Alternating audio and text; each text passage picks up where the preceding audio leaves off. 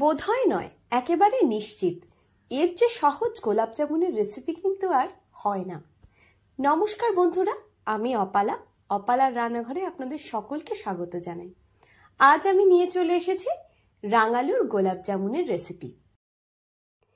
গোলাপ জামুন মানে স্বাদে, গন্ধে, রঙে, রূপে একেবারে অসাধারণ, নরম তুলতুলে, মুখে দিলেই জাস্ট মিলিয়ে যাবে।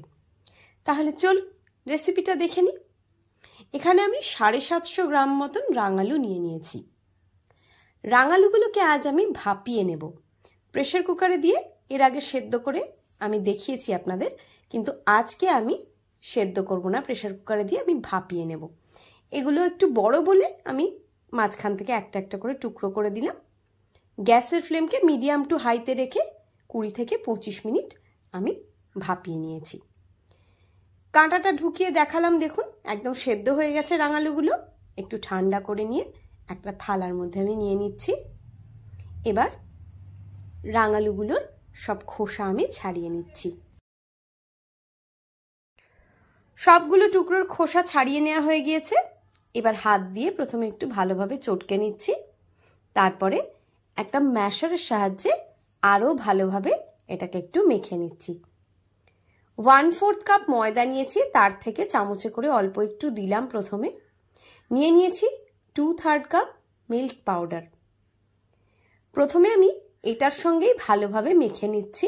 ময়দার প্রয়োজন পরে যদি হয় তাহলে আমি আর একটু দিয়ে নেব। তখন আমার আরও একটু ময়দার প্রয়োজন ছিল, তাই 1/4 কাপের পুরো ময়দাটাই কিন্তু এখানে আমি দিয়ে দিলাম।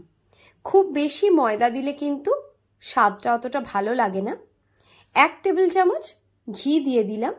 এবার ঘিটার সঙ্গে একসঙ্গে ভালোভাবে মেখে নিচ্ছি।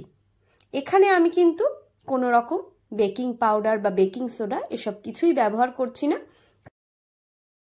সুগন্ধের জন্য আমি 4-5টা ছোট এলাচকে গুঁড়ো করে নিয়েছি, আর 1/4 টিস্পুন রেড ফুড কালার এখানে দিয়ে দিলাম একটা হালকা রঙের জন্য। সব কিছুকে একসঙ্গে ভালোভাবে মেখে নিলাম। এবার এটাকে মিনিট 15-এর জন্য আমি ঢাকা দিয়ে রেখে দিচ্ছি। 15 মিনিট পরে এর থেকে ছোট ছোট পোর্শন নিয়ে আমি এরকম বলের আকার দিচ্ছি, কিন্তু এখনও দেখছি এটা অনেকটাই নরম রয়েছে, তাই জন্য প্রথমে আমি জাস্ট ভাগগুলো করে রেখে দিচ্ছি। তারপর এটাকে আমি কিছুক্ষণের জন্য ফ্রিজে রেখে দেব। সবগুলো ভাগকে এইভাবে আমি আগে করে নিলাম। এবার এটাকে মিনিট 15-এর জন্য ফ্রিজে রেখে দেব। ততক্ষণের জন্য আমি রসটা বানিয়ে নিচ্ছি। রসটা বানানোর জন্য আমি একটা বাটি 3/4 চিনি দিয়েছি, আর ওই একই বাটির 3/4 মিছরি দিয়েছি। দিয়ে দিচ্ছি ওই বাটির 3 বাটি জল। গ্যাসের ফ্লেমকে মিডিয়াম টু হাইতে রেখে প্রথমে মিছরি আর চিনিগুলোকে আমি গলিয়ে নিচ্ছি।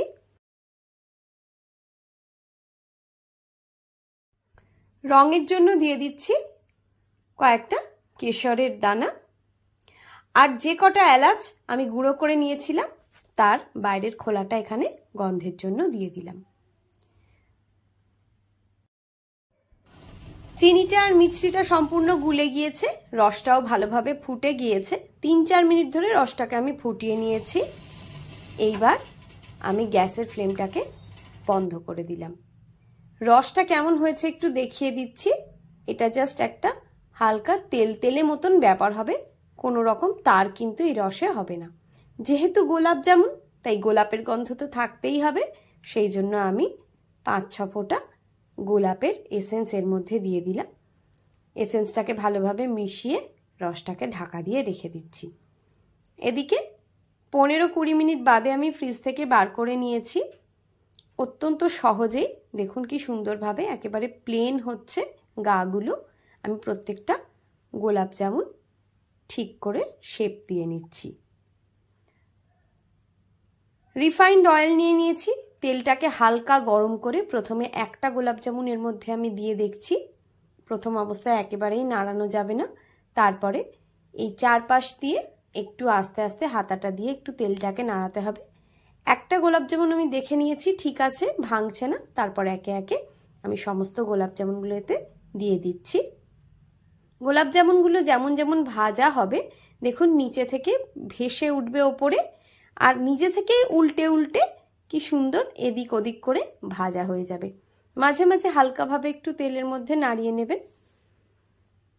তারপরে গোলাপ জামুনগুলো ভাজা হয়ে গেলে একটু হালকা বাদামি রং হলে এগুলোকে আমি উঠিয়ে নিচ্ছি। নিয়ে এবার হালকা গরম রসের মধ্যে গোলাপ জামুনগুলো দিয়ে দিলাম। ঘন্টা দুয়েক রসে ভিজিয়ে রাখার পরে দেখুন কি সুন্দর হয়ে গিয়েছে গোলাপ জামুনগুলো। দেখেই মনে হচ্ছে না? খেয়ে নি, একেবারে তুলতুলে নরম। একটা গোলাপ জামুন কেটেও আমি আপনাদেরকে দেখিয়ে দিচ্ছি এটা কতটা নরম, আপনারা বুঝতে পারবেন। ভিডিওটা সম্পূর্ণ দেখার জন্য অনেক ধন্যবাদ। রেসিপিটা ভালো লাগলে ভিডিওটাতে একটা লাইক দিয়ে আমার চ্যানেলটা সাবস্ক্রাইব করার অনুরোধ রইল। সবাই ভালো থাকবেন। আজ এই পর্যন্তই। টাটা।